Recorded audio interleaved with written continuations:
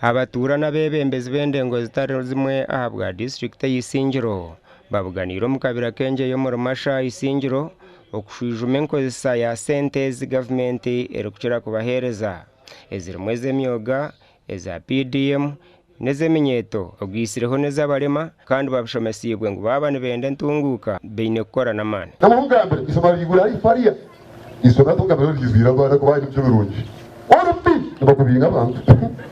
amagambere mwete manya mu y'abantu kikuru ranga sigiye bitwe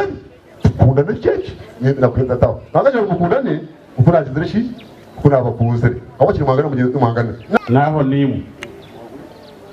harimo sente z'emyo ziri mu rukubo harimo sente za yusi ziri mu rukubo harimo z'abakazi ziri mu rukubo mbona gavumenti cyayi yakikoze Mr. Boss ko waronda fertilizer esente zona zo kushaka MPDU abatura betombitirwa bebembezi ahabwa abashuma n'abinazi ababetorere burahamwe bahetangu no mugeto abantu bariyo baresenjaga bariyo barya mirungi tubakunda kukore hati nkoko muntu kamandoringa omuntu yatamwenjaga atamuwaragiye yatamwa mirungi no mandoringa go kutakwita abantu bariyo babitiro mahanda nja ka TV Western tuchakurebe mtumbi abantu bakutemera mahanda nibaba bakoka kurwa musente y'amangone mwe mutware etano ogwe nakwita umuntu naza kumanagira hakire nafuna abebembezi twekwate group tuguma turara hebe ngomwe tuzorera iso tuzamatungo g'umuntu tuzomuntoce